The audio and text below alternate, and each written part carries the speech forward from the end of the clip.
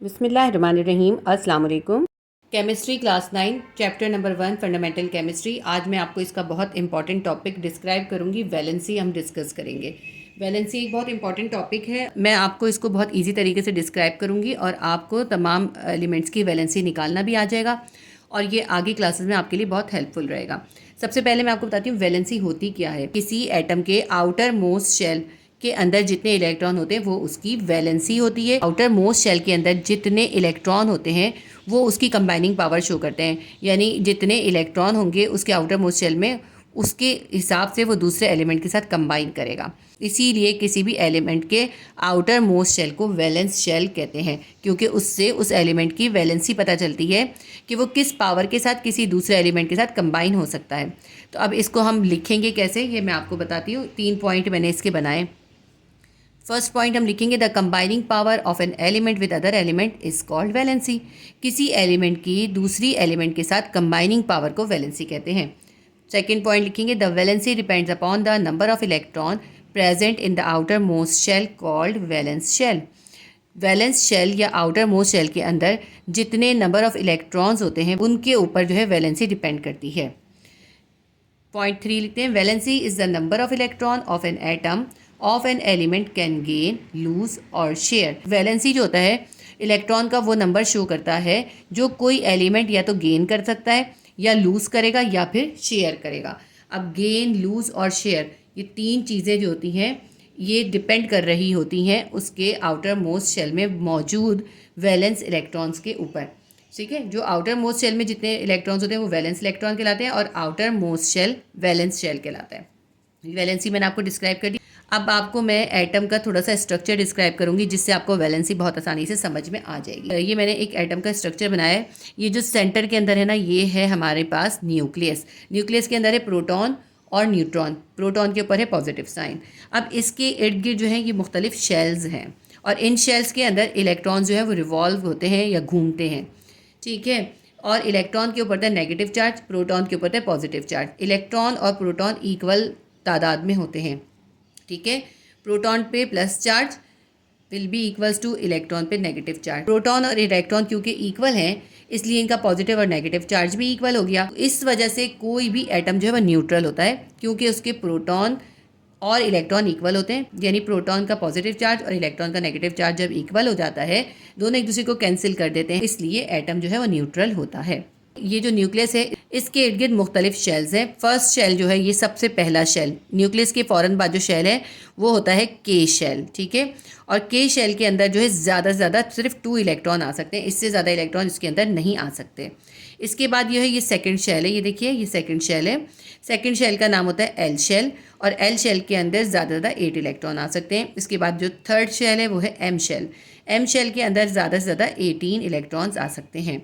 इसके बाद है हमारा लास्ट शेल जो होता है वो होता है एन शेल। एन शेल के अंदर 32 इलेक्ट्रॉन्स आ सकते हैं। अब ये तो मेन शेल्स हैं, लेकिन इन शेल्स के अंदर सब शेल्स भी होते हैं। ठीक है, अभी मैं आपको वो सब शेल्स वगैरह डिस्क्राइब नहीं करूँगी, इससे भी हमें वैलेंसी आसानी से समझ में आ जाएगी। ठीक है, ये मैंने आपको एटम का स्ट्रक्चर बताया। इलेक्ट्रॉन्स का डिस्ट्रीब्यूशन हम सीखते हैं कि किस तरह इलेक्ट्रॉन डिस्ट्रीब्यूट होते हैं। आपकी बुक में पेज नंबर 12 पे वैलेंसी की डेफिनेशन भी है और ये मुख्तलिफ एलिमेंट्स, उनकी सिंबल, उनके एटॉमिक नंबर और उनकी वैलेंसी बताई है। जो एटॉमिक नंबर होता है उसी से हम वैलेंसी निकालते हैं, क्योंकि एटॉमिक नंबर क्या होता है? एटॉमिक नंबर होता है नंबर ऑफ इलेक्ट्रॉन। तो नंबर ऑफ इलेक्ट्रॉन से ही वैलेंसी पता चलती है। अब इसमें से मैं आपको किसी एक की वैलेंसी निकाल कर बताती हूँ। नाइट्रोजन की वैलेंसी बताती हूँ कैसे निकलेगी। नाइट्रोजन का जो एटॉमिक नंबर होता है वो होता है 7, यानी इसके पास 7 इलेक्ट्रॉन हैं। तो प्रोटॉन कितने होंगे? वो भी 7 होंगे। और इलेक्ट्रॉन कितने हैं? इलेक्ट्रॉन भी 7 हैं। तो ये इलेक्ट्रॉन जो हैं ये इसके न्यूक्लियस के इर्द गिर्द रिवॉल्व करेंगे मुख्तलिफ शेल्स के अंदर। तो ये सबसे पहले एक फर्स्ट शेल है के शेल। के शेल में हमारे पास कितने इलेक्ट्रॉन आ सकते हैं? सिर्फ 2 इलेक्ट्रॉन्स आ सकते हैं। हमने 2 इलेक्ट्रॉन्स बना दिए। ठीक है, 7 में से 2 चले गए, कितने बचे? 5 बचे। तो 5 इलेक्ट्रॉन जो है इसके बाद वाले शेल के अंदर आएंगे, यानी एल शेल के अंदर आएंगे। के शेल में हमारे 2 इलेक्ट्रॉन आ गए। अब 5 इलेक्ट्रॉन किस में आएंगे? हमारे एल शेल में आएंगे। 1 2 3 4 और ये 5। ठीक है, अब ये जो इसका एल शेल है ना, ये हो गया इसका लास्ट शेल, क्योंकि टोटल इलेक्ट्रॉन हमने प्लेस कर दिए। तो ये जो इसका एल शेल है ये इसका लास्ट शेल है, यानी वैलेंस शेल है। और वैलेंस शेल कंप्लीट जब होता है जब उसके अंदर 8 इलेक्ट्रॉन होते हैं। वैलेंस शेल में जब 8 इलेक्ट्रॉन होते हैं तो एटम जो होता है वो स्टेबल हो जाता है। तो स्टेबल होने के लिए ये नाइट्रोजन का एटम क्या करेगा, या तो ये ऐसा करेगा कि ये जो 1 2 3 4 5 इलेक्ट्रॉन ये किसी को दे देगा ताकि इसका ये लास्ट शेल ख़त्म हो जाए। कोई भी एटम दो तरह स्टेबल होता है। अगर उसके पास सिर्फ एक शेल है, एक शेल के अंदर दो हों तो इसका डुप्लेट कंप्लीट हो गया, डुप्लेट कंप्लीट हो गया तो भी ये स्टेबल हो जाएगा। लेकिन अगर इसके पास एक से ज़्यादा शेल हों, जैसे इसके पास 2 शेल हैं, तो इसका जो लास्ट शेल है उसके अंदर 8 इलेक्ट्रॉन होने ज़रूरी हैं। तो वो लास्ट शेल होगा वैलेंस शेल। वैलेंस शेल के अंदर 8 इलेक्ट्रॉन होंगे तो एटम स्टेबल हो जाएगा। अब नाइट्रोजन को स्टेबल होने के लिए या तो ये 5 इलेक्ट्रॉन किसी को देगा या फिर क्या करेगा, यहाँ पे 1 2 3 4 5 हैं, 6 7 और 1 8, ये 3 इलेक्ट्रॉन किसी से ले लेगा। ठीक है, इसको क्या ज़रूरत है, इसको ज़रूरत है कि ये 3 इलेक्ट्रॉन किसी से ले ले। 5 इलेक्ट्रॉन कोई भी एटम जो होता है वो नहीं लेता। किसी भी एलिमेंट को 5 इलेक्ट्रॉन की एक साथ ज़रूरत नहीं पड़ती और 5 इलेक्ट्रॉन को एक साथ बाहर निकालने के लिए बहुत एनर्जी की ज़रूरत है, जबकि 3 इलेक्ट्रॉन लेने के लिए कम एनर्जी की ज़रूरत पड़ेगी। तो क्या करेगा, ये 3 इलेक्ट्रॉन ले लेगा। जब कोई एटम इलेक्ट्रॉन लेता है, गेन करता है, ये मैंने आपको बता दिया गेन। ठीक है, जब कोई एटम इलेक्ट्रॉन गेन करता है तो उसके ऊपर नेगेटिव चार्ज आ जाता है। और ये कितने इलेक्ट्रॉन गेन कर रहा है नाइट्रोजन, 1 2 3 इलेक्ट्रॉन गेन कर रहा है। तो नाइट्रोजन की वैलेंसी हो जाएगी -3। ठीक है, जितने गेन करेगा वो नंबर लिखेंगे और अगर गेन कर रहा है तो माइनस लिखेंगे। अब मैं आपको ये बताती हूँ ये माइनस क्यों आ गया। इसके अंदर प्रोटॉन कितने हैं, प्रोटॉन है इसके अंदर 7, और इसके अंदर इलेक्ट्रॉन कितने हैं, इलेक्ट्रॉन भी इसके अंदर है 7, क्योंकि एटॉमिक नंबर इलेक्ट्रॉन होता है और इलेक्ट्रॉन और प्रोटॉन इक्वल होते हैं। प्रोटॉन के ऊपर है प्लस चार्ज, इलेक्ट्रॉन के ऊपर नेगेटिव चार्ज। ये दोनों इक्वल हैं तो दोनों एक दूसरे को कैंसिल कर रहे हैं। जब इस एटम के वैलेंस शेल में 3 इलेक्ट्रॉन और आ गए तो कितने हो गए, ये 7 और 3 10 इलेक्ट्रॉन हो गए। अब इसके ऊपर नेगेटिव चार्ज जो है वो 10 हो गया और पॉजिटिव चार्ज जो है वो 7 ही रह गया। जब नेगेटिव चार्ज इंक्रीज़ हो गया तो इसका मतलब है इस पूरे एटम के ऊपर जो है नेगेटिव चार्ज आ जाएगा। इसलिए हम लिखेंगे -3 इलेक्ट्रॉन जो है इसने गेन करे हैं। माइनस से मतलब होता है इसने गेन किए हैं। ठीक है, ये नाइट्रोजन का बता दिया। अब मैं आपको हीलियम का बताती हूँ। हीलियम के अंदर जो होता है, हीलियम का एटॉमिक नंबर होता है 2। ठीक है, यानी इसके पास 2 इलेक्ट्रॉन हैं और 2 ही प्रोटॉन हैं। तो अब हम यहाँ बताते हैं, ये हमने न्यूक्लियस बना लिया। न्यूक्लियस के अंदर प्रोटॉन कितने हैं, 2 हैं, और इलेक्ट्रॉन कितने हैं, वो भी 2 हैं। अब इसका जो है फर्स्ट शेल हम बनाते हैं। न्यूक्लियस के बाद हमने फर्स्ट शेल बनाया तो इसके 2 इलेक्ट्रॉन जो हैं यहाँ पे फर्स्ट शेल के अंदर आ गए। जब फर्स्ट शेल के अंदर 2 इलेक्ट्रॉन आ गए तो इसके बाकी के जो है शेल की अब ज़रूरत ही नहीं है। इसके बाद जो शेल था वो रिमूव कर दिया, क्योंकि इसके पास 2 इलेक्ट्रॉन है तो इसका सिर्फ फर्स्ट शेल यानी के शेल ही होगा, और के शेल जो है वो कंप्लीट हो जाता है 2 इलेक्ट्रॉन से। अब ये इसका फर्स्ट शेल भी है और लास्ट शेल भी है, लेकिन जो क्योंकि इसके 2 इलेक्ट्रॉन से इसका डुप्लेट कंप्लीट हो गया, डुप्लेट बन गया। यहाँ पे ऑक्टेट कंप्लीट हुआ था, या तो ऑक्टेट कंप्लीट होता है जब उसके वैलेंस शेल के अंदर 8 इलेक्ट्रॉन हो जाएं तो ऑक्टेट कंप्लीट होता है, लेकिन अगर फर्स्ट शेल के अंदर 2 इलेक्ट्रॉन हो जाएं तो डुप्लेट कंप्लीट होता है। तो क्योंकि इसका डुप्लेट कंप्लीट हो गया इसीलिए इसको ना ही इलेक्ट्रॉन लेने की ज़रूरत है ना ही देने की ज़रूरत है। ना ये इलेक्ट्रॉन गेन करेगा ना ही लॉस करेगा, ये स्टेबल है। इसीलिए इसकी वैलेंसी जो है वो 0 होगी। इसकी वैलेंसी कितनी होगी, इसकी वैलेंसी होगी 0। ये ना गेन करेगा इलेक्ट्रॉन ना ही लूज़ करेगा। कोई एटम जितने इलेक्ट्रॉन गेन करता है या लूज़ करता है या शेयर करता है वो उसकी वैलेंसी कहलाती है। इसके बाद मैं बनाती हूँ कार्बन का। देखें, कार्बन का एटॉमिक नंबर होता है 6, यानी इसके पास 6 इलेक्ट्रॉन है और 6 प्रोटॉन है। तो हम लिख देते हैं प्रोटॉन हमारे पास 6 हैं और इलेक्ट्रॉन कितने हैं, 6 हैं। तो ये पहला शेल है के शेल। के शेल के अंदर आ जाएंगे 2 इलेक्ट्रॉन। अब कितने रह गए इसके पास, अब इसके पास 4 इलेक्ट्रॉन रह गए, तो इसके 4 इलेक्ट्रॉन जो है इसके लास्ट शेल में आएंगे जो एल शेल है। अब लास्ट शेल है यानी वैलेंस शेल है। ऑक्टेट रूल के अकॉर्डिंग वैलेंस शेल को कंप्लीट होने के लिए 8 इलेक्ट्रॉन चाहिए होते हैं, तो इसको कम से कम 4 इलेक्ट्रॉन चाहिए जिससे इसका ऑक्टेट कंप्लीट हो जाए। या फिर सेकंड ऑप्शन ये होगा कि ये अपने ये जो 4 वैलेंस इलेक्ट्रॉन है ये किसी को दे दे, लेकिन कोई भी एलिमेंट जो एक साथ 4 इलेक्ट्रॉन नहीं लेता, इसके लिए बहुत एनर्जी की ज़रूरत होती है। ठीक है, तो जब भी किसी एटम के वैलेंस शेल के अंदर 4 इलेक्ट्रॉन होते हैं तो वो इलेक्ट्रॉन को लॉस या गेन नहीं करता बल्कि वो शेयर कर लेता है। इसके पास ज़्यादा अच्छा ऑप्शन ये है कि ये किसी और एलिमेंट के पास जाके उसके साथ इलेक्ट्रॉन्स को शेयर कर लेगा। तो कार्बन जो है वो इलेक्ट्रॉन्स को शेयर करता है। लेकिन अगर ये चारों इलेक्ट्रॉन इसमें से रिमूव कर जाए, बहुत एनर्जी आ जाए इसके पास और ये इसके चारों इलेक्ट्रॉन ये किसी को दे देगा, तो इसके ऊपर क्या आ जाएगी, इसकी वैलेंसी आ जाएगी +4। या फिर ये किसी और एलिमेंट के 4 और इलेक्ट्रॉन को अपने पास अट्रैक्ट कर ले और ले ले, तो इसके ऊपर आ जाएगी फिर इसकी -4 इसकी वैलेंसी हो जाएगी। बाज़ औक़ात जो है कार्बन जो है सिर्फ 2 इलेक्ट्रॉन भी दे देता है, तो कार्बन की जो है वैलेंसी 2 भी होती है। कार्बन की वैलेंसी जो है 4 भी होती है और 2 भी होती है। कुछ एलिमेंट्स ऐसे हैं जो वेरिएबल वैलेंसीज शो करते हैं, यानी उनकी एक से ज़्यादा वैलेंसीज होती हैं। उसकी रीज़न ये होती है कि उनके वैलेंस शेल में से जो वैलेंस इलेक्ट्रॉन का लॉस हो रहा होता है, उसके साथ साथ उसके बराबर वाले शेल से भी 1 या 2 इलेक्ट्रॉन जो है वो भी लूज़ हो जाते हैं। मोस्टली ट्रांजिशन एलिमेंट्स वो एलिमेंट्स होते हैं जो कि वेरिएबल वैलेंसी शो करते हैं, यानी उनकी एक से ज़्यादा वैलेंसीज होती हैं। ठीक है, ये मैंने आपको समझा दिया। अब मैं आपको एक जो है किसी बड़े एटम के ऊपर समझाती हूँ कि जो जिसका एटॉमिक नंबर बड़ा हो। जिंक का जो एटॉमिक नंबर होता है 30। ठीक है, तो इसका मतलब है जिंक के अंदर जो है 30 प्रोटॉन होंगे और 30 ही इलेक्ट्रॉन होंगे। तो हम यहाँ पे लिख लेते हैं 30 हैं इसके अंदर। ठीक है, अब इसके अंदर 30 ही इलेक्ट्रॉन भी होंगे। तो फर्स्ट यानी के शेल के अंदर जो है 2 इलेक्ट्रॉन आ गए। उसके बाद जो सेकंड शेल है एल शेल, इसके अंदर 8 इलेक्ट्रॉन आ सकते हैं। तो हम 8 इलेक्ट्रॉन बना देते हैं। 1 2 3 4 5 6 7 8, ये 8 हो गए और ये 2 हो गए, 10 टोटल हो गए। अब हमारे पास 30 में से 10 तो चले गए।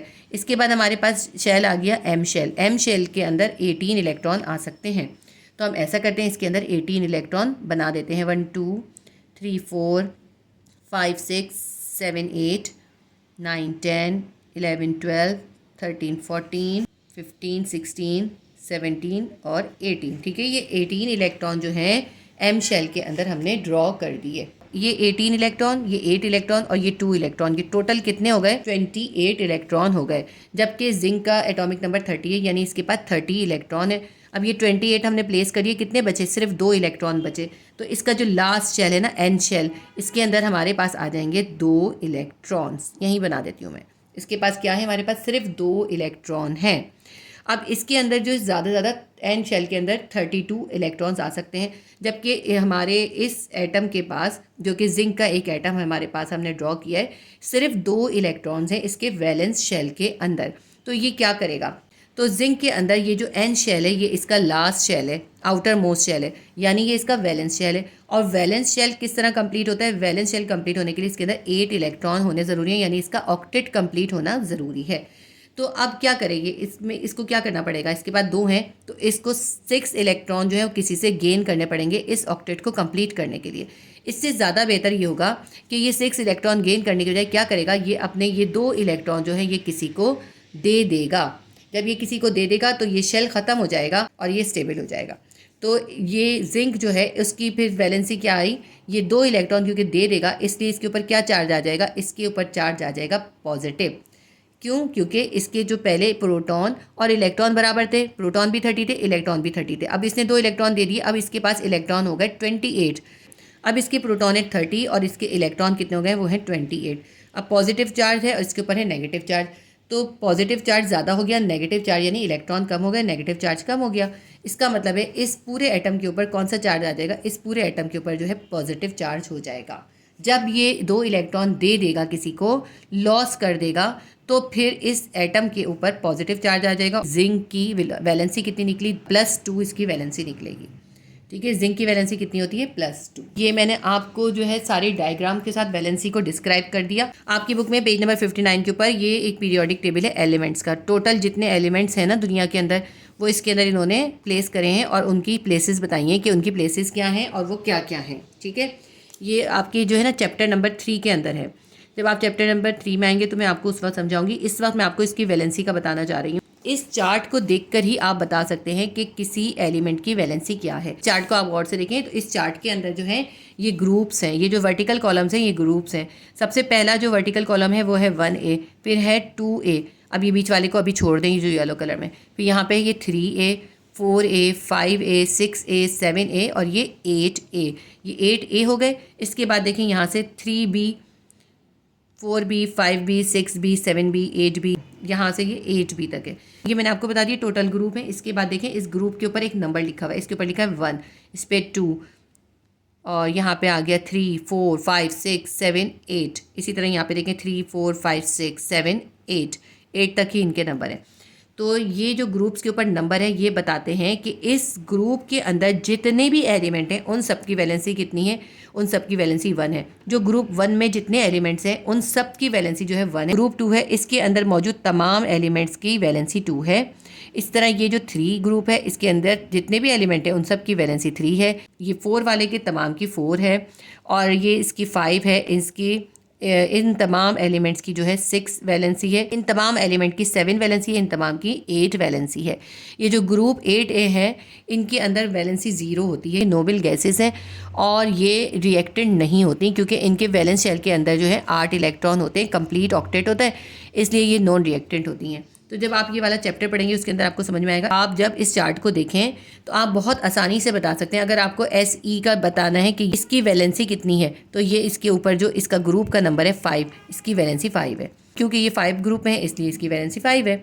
इसी तरह एल्युमिनियम की वैलेंसी कितनी है, एल्युमिनियम 3 ग्रुप के अंदर है तो इसके लिए इस एल्युमिनियम की वैलेंसी 3 होगी। तो इस ग्रुप के नंबर से ही हम बता सकते हैं कि किसी एलिमेंट की वैलेंसी क्या होगी। मैंने आपको वैलेंसी बहुत अच्छे से डिस्क्राइब कर दिया। अब मैं आपको कुछ इंपॉर्टेंट एलिमेंट्स की वैलेंसी निकालना सिखाऊंगी।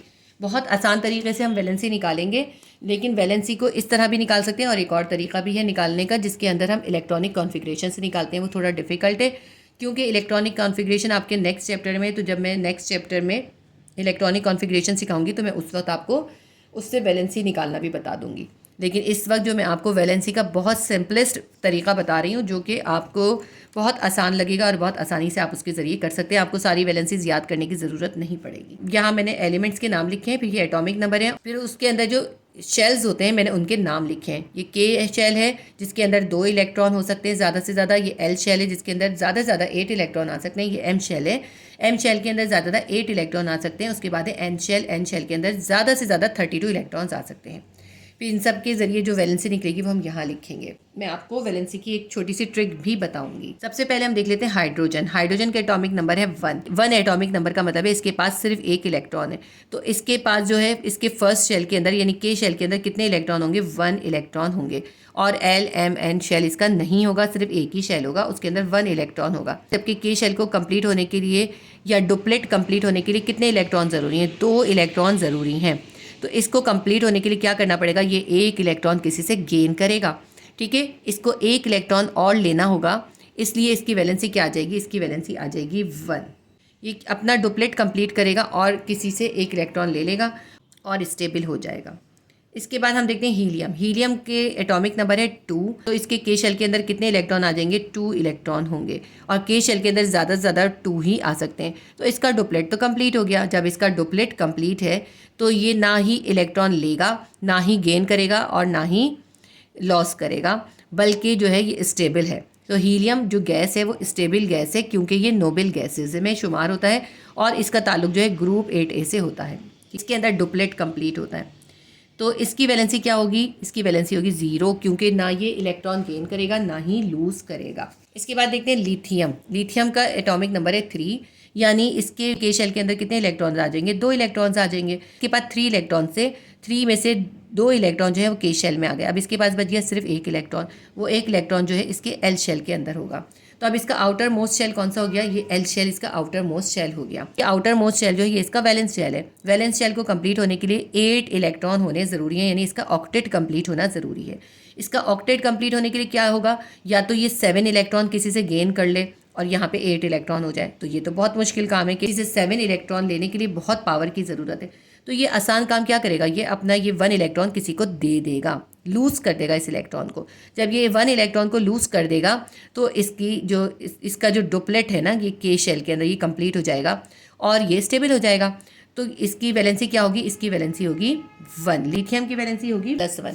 आपकी बुक में प्लस और माइनस मेंशन नहीं है, मैं आपको साथ साथ बता रही हूँ, लेकिन लिख इसलिए नहीं रही क्योंकि आपकी बुक के अंदर जो है अभी उन्होंने आपको प्लस माइनस यानी कि लूज़ और गेन करने का नहीं बताया है, लेकिन मैं आपको बताती भी चलूँगी साथ साथ। क्योंकि ये 1 इलेक्ट्रॉन लूज़ करेगा, इस तरह इसका जो है डुप्लेट कंप्लीट हो जाएगा, तो इसलिए इसकी वैलेंसी होगी +1। जब भी इलेक्ट्रॉन लूज़ होगा प्लस आएगी वैलेंसी और जब भी इलेक्ट्रॉन गेन होगा माइनस आएगी वैलेंसी। और क्यों आएगी ये मैंने आपको अभी इससे पहले बहुत अच्छे से क्लियर कर दिया। इसके बाद हमने नेक्स्ट लिया है बोरोन। मैंने तमाम एलिमेंट्स नहीं लिए, आप बुक के तमाम एलिमेंट्स की इसी तरह बहुत आसानी से निकाल सकते हैं। अब बोरोन का एटॉमिक नंबर है 5, तो इसके के शेल के अंदर आ गए 2 इलेक्ट्रॉन्स और इसके पास बच गए अब 3 इलेक्ट्रॉन्स। 3 इलेक्ट्रॉन चले जाएंगे इसके एल शेल के अंदर। अब इसका एल शेल जो है वो इसका वैलेंस शेल हो गया और वैलेंस शेल को कंप्लीट होने के लिए 8 इलेक्ट्रॉन चाहिए, तो इसके पास है 3 इलेक्ट्रॉन्स। तो ये क्या करेगा, अब ये इसको चाहिए मज़ीद 5 इलेक्ट्रॉन, ये 5 इलेक्ट्रॉन गेन करे, ये एक तरीका है। या फिर दूसरा ऑप्शन ये अपने 3 इलेक्ट्रॉन किसी को डोनेट कर दे, तो ये क्या करेगा, ये अपने 3 इलेक्ट्रॉन किसी को डोनेट कर देगा। तो इसकी वैलेंसी क्या होगी, 3 होगी। बोरोन को स्टेबल होने के लिए 3 इलेक्ट्रॉन को लूज़ करना होगा, +3 इसकी वैलेंसी होगी। इसके बाद हमने लिया है ऑक्सीजन। ऑक्सीजन का एटॉमिक नंबर होता है 8, तो इसके के शेल के अंदर तो आ गए 2, उसके बाद इसके पास बच गए 6, 8 में से 2 आ गए, अब बचे 6, तो 6 आ जाएंगे इसके एल शेल के अंदर। अब ये एल शेल जो है इसका जो है वैलेंस शेल हो गया। वैलेंस शेल को कंप्लीट होने के लिए कितने इलेक्ट्रॉन चाहिए, 8 इलेक्ट्रॉन चाहिए। यहाँ पे 6 इलेक्ट्रॉन पहले से हैं, तो इसको 2 इलेक्ट्रॉन और गेन करने होंगे। जब ये 2 इलेक्ट्रॉन गेन करेगा तो इसका ऑक्टेट कंप्लीट हो जाएगा, इसके पास 8 इलेक्ट्रॉन हो जाएंगे, ठीक है ना। तो ये बजाय इसके कि 6 इलेक्ट्रॉन किसी को दे, कोई भी 6 इलेक्ट्रॉन एक साथ नहीं लेता, तो इसलिए बेहतर ही होगा ये क्या करेगा, ये 2 इलेक्ट्रॉन गेन कर लेगा। ऑक्सीजन की वैलेंसी होगी -2, ये 2 इलेक्ट्रॉन गेन करेगा। कार्बन का एटॉमिक नंबर है 6, ये मैंने अभी आपको ड्रॉ करके भी दिखाया है ना कार्बन। तो इसके के शेल के अंदर तो 2 इलेक्ट्रॉन आ गए, अब इसके पास कितने बचे, 4 इलेक्ट्रॉन बचे।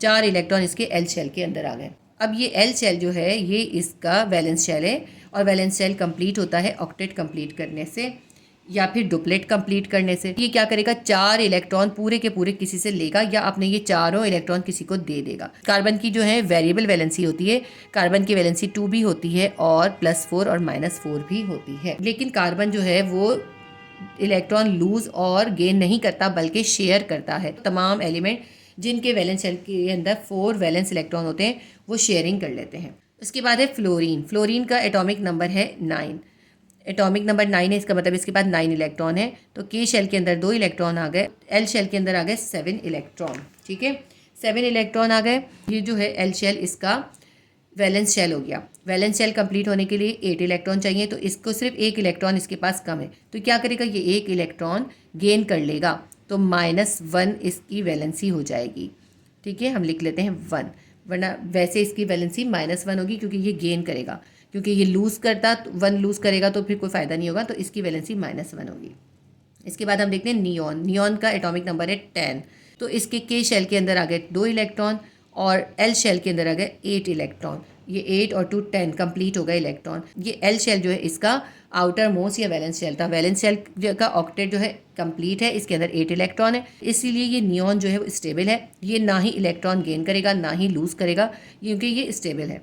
तो इसकी वैलेंसी क्या होगी, इसकी वैलेंसी होगी 0। इसको स्टेबल होने के लिए कुछ भी लूज और गेन करने की ज़रूरत नहीं है। इसके बाद है एल्यूमिनियम। एल्यूमिनियम का एटॉमिक नंबर है 13, तो इसके भी के शेल के अंदर 2 इलेक्ट्रॉन आ गए और एल शेल के अंदर आ गए 8 इलेक्ट्रॉन। अब कितने हो गए, ये 10 हो गए। अब इसके बाद 3 इलेक्ट्रॉन बचे, 3 इलेक्ट्रॉन जो है वो एम शेल के अंदर चले जाएंगे। अब एम शेल जो है ना इसका लास्ट शेल हो गया, आउटर मोस्ट शेल हो गया, यानी वैलेंस शेल हो गया। वैलेंस शेल का ऑक्टेट कंप्लीट होने के लिए इसके अंदर 8 इलेक्ट्रॉन होने चाहिए, इसके पास है 3। तो अगर इसको ऑक्टेट कंप्लीट करना है तो ये 5 इलेक्ट्रॉन गेन करेगा।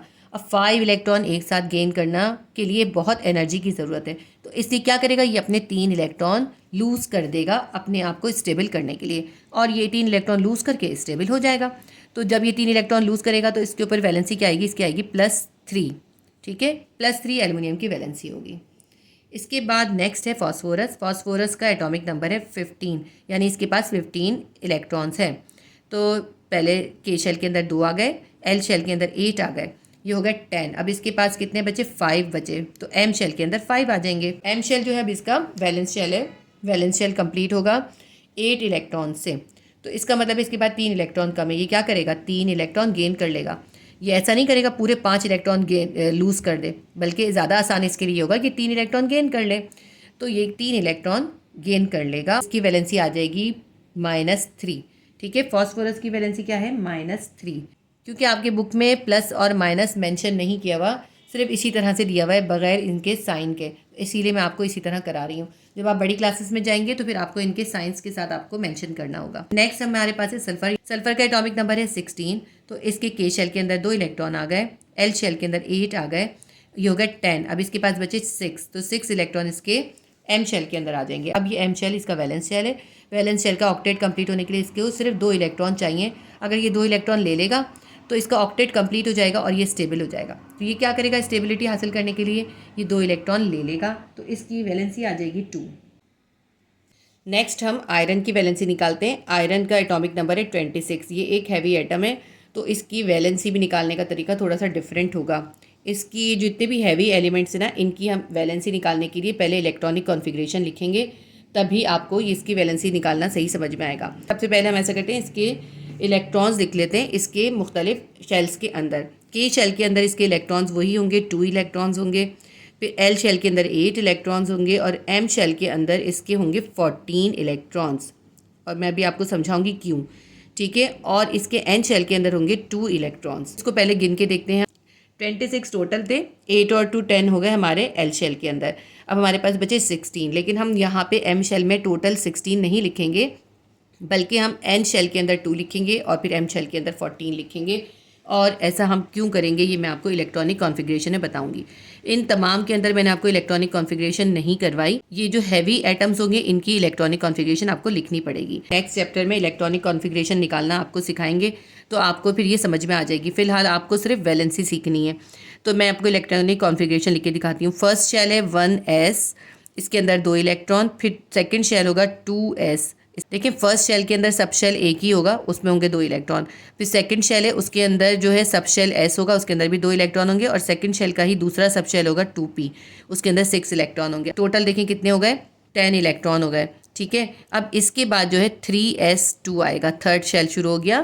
थर्ड शेल का सब शेल एस हो गया, फिर थर्ड शेल का सब शेल p हो जाएगा 3p6। उसके बाद थर्ड शेल का सब शेल डी आना चाहिए, लेकिन 3d नहीं आएगा, बल्कि इसमें आता है पहले 4s। तो फोर्थ शेल का सब शेल पहले आएगा, उसके बाद जो है थर्ड शेल का सब शेल डी आएगा। अब पहले इसमें सारे गिन लीजिए, फिर पता चलेगा हमें कि डी में कितने आने हैं। इसको पहले काउंट करते हैं, हो जाएंगे 20। अब हमारे पास देखिए इसमें 20 हो गए, तो हमें टोटल कितने प्लेस करने हैं, 26 प्लेस करने हैं। तो कितने रिमेनिंग है, 6 रिमेनिंग है। तो डी के अंदर 3d के अंदर 6 आ जाएंगे। अब ये क्यों होता है, ये आपको जब आप इलेक्ट्रॉनिक कॉन्फ़िगरेशन सीखेंगे ना, आपको जब भी समझ में आएगा, ये अभी नहीं समझा सकती मैं आपको। अब बस ये समझ लीजिए कि लिखने में तो 3d लास्ट में आ रहा है ना, लेकिन 3d जो है लास्ट शेल नहीं है, लेकिन ये 3d जो है ये थर्ड शेल का सब शेल है। जो हमारा थर्ड शेल है ना, उसके देखिए 3 पार्ट हैं, 3s 3p और 3d।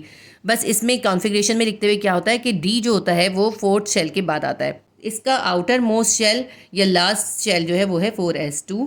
इसके अंदर हैं 2 इलेक्ट्रॉन्स। इसका मतलब है ये हमारा वैलेंस शेल है। या तो इसके अंदर होने चाहिए 8 इलेक्ट्रॉन, इसका ऑक्टेट कंप्लीट हो, या फिर इसके ये 2 इलेक्ट्रॉन भी रिमूव हो जाए। तो क्या करेगा, ये अपने 2 इलेक्ट्रॉन को लॉस कर देगा। वैलेंसी क्या बन गई, आयरन की 2 बन जाएगी, +2, ठीक है। तो आयरन की एक वैलेंसी होती है +2। लेकिन अक्सर ये होता है कि आयरन जब किसी कंपाउंड के साथ कंबाइन हो रहा होता है, तो बजाय इसके कि 2 इलेक्ट्रॉन लूज़ करे, उसको अपने 2 इलेक्ट्रॉन दे दे, उसके साथ साथ वो क्या करता है, अपने ये जो साथ वाला सब शेल होता है ना, इसमें से भी 1 इलेक्ट्रॉन ले लेता है, यानी यहाँ से 2 और यहाँ से 1। टोटल कितने हो गए, 3 हो गए। कुछ एलिमेंट्स के साथ कंबाइन होते हुए या कुछ खास कंपाउंड बनाते हुए आयरन जो है 2 के बजाय 3 वैलेंसी शो करता है, यानी 2 इलेक्ट्रॉन रिमूव नहीं करता, बल्कि साथ वाले शेल से भी 1 इलेक्ट्रॉन रिमूव कर देता है। तो इसकी वैलेंसी जो आती है 2 और 1 3 हो जाती है। इस तरह आयरन की 2 वैलेंसीज हो गई, ये कहलाती हैं वेरिएबल वैलेंसीज। वेरिएबल वैलेंसीज इसलिए होती हैं क्योंकि एक ही एलिमेंट मुख्तलिफ चीज़ों के साथ या मुख्तलिफ एलिमेंट्स के साथ मिलते हुए मुख्तलिफ कंपाउंड बनाता है और मुख्तलिफ वैलेंसी शो करता है। किसी के साथ वो 2 इलेक्ट्रॉन लूज़ कर देता है और किसी के साथ मिलते हुए वो 3 इलेक्ट्रॉन लूज़ कर देता है। तो आयरन की वैलेंसीज जो है +2 और +3 है। इसके बाद हम करते हैं निकिल। निकिल का एटॉमिक नंबर है 28। तो इसके अंदर बिल्कुल हम ऐसे लिखेंगे, के शेल में 2 आ जाएंगे और एल शेल के अंदर 8 आ जाएंगे। एम शेल के अंदर इसमें भी 14 आएंगे। उसके बाद एन शेल है, एन शेल के अंदर कितने आ जाएंगे, इनमें को पहले काउंट कर लेते हैं हम। 8 और 2 10 और 10 और 14 कितने जाएंगे, 24 हो जाएंगे। तो अब 28 हमें प्लेस करने थे, 24 हमारे हो गए। कितने रिमेनिंग है, 4 रिमेनिंग है। तो हम यहाँ पे क्या लिखेंगे, हम यहाँ लिखेंगे एन शेल के अंदर आएंगे 4। अब इसकी भी इलेक्ट्रॉनिक कॉन्फ़िगरेशन हमें लिखनी पड़ेगी, तभी हमें समझ में आएगा। सबसे पहले लिख लेते हैं 1s2 2s2 2p6 3s2 3p6। देखें यहाँ तक तो इसने सेम ही आना है ना। उसके बाद आ जाएगा 3d के बजाय 4s2 और फिर आएगा 3d। अब 3d में कितने आने हैं पहले इसको काउंट करेंगे तभी हमें पता चलेगा। यहाँ पे 20 हो गए जबकि हमें 28 प्लेस करने हैं, तो इसका मतलब है कितने बचे, 8 बचे। 8 जो है 3d के अंदर आ जाएंगे। ये मैं आपको एक बात और काम की बता दूं कि d के अंदर 10 से ज़्यादा नहीं आ सकते। अब जहाँ तक आपके 8, 9 और 10 आएंगे ना उस वक्त तक तो ये काम करेगा, उसके बाद जो है कॉन्फ़िगरेशन में चेंजिंग हो जाएगी। ठीक है, तो ये हमने 8 जो है प्लेस कर लिया। अब ये जो 4s2 है ये इसका आउटर मोस्ट शेल या वैलेंस शेल है, तो ये स्टेबिलिटी हासिल करने के लिए क्या करेगा, ये जो इसके पास 2 इलेक्ट्रॉन है इनको रिमूव कर देगा। तो ये 2 इलेक्ट्रॉन इसमें से रिमूव हो जाएंगे और ये स्टेबल हो जाएगा और इसकी वैलेंसी क्या होगी, +2, क्योंकि 2 इलेक्ट्रॉन रिमूव हो रहे हैं तो निकल की एक वैलेंसी तो +2 होगी। ठीक है, लेकिन कुछ एलिमेंट के साथ निकल जब कंबाइन हो रहा होता है तो वो अपने वैलेंस शेल के ये 2 इलेक्ट्रॉन रिमूव करने के बजाय सिर्फ 1 इलेक्ट्रॉन रिमूव करता है, तो इसलिए उसकी वैलेंसी क्या हो जाती है, 1 हो जाती है। तो निकल की भी वेरिएबल वैलेंसी है, 2 भी है, +2 भी है और +1 भी है। यहाँ मुझसे मिस्टेक हुई है, यहाँ पे एन शेल के अंदर जो है ना देखिए 2 ही आए, एन शेल के अंदर 2 हैं, तो यहाँ पे एन शेल के अंदर कितने इलेक्ट्रॉन होंगे, यहाँ पे एन शेल के अंदर 2 इलेक्ट्रॉन होंगे। और ये एम शेल के अंदर जो हैं, एम शेल के अंदर इसमें ज़्यादा हैं। एम शेल के गिनिए ज़रा कितने हैं, 3s2, 3p6 और 3d8 है। इनको गिनते हैं हम कितने, 6 और 2 8 और 8 और 8 16, तो यहाँ पर आएंगे 16।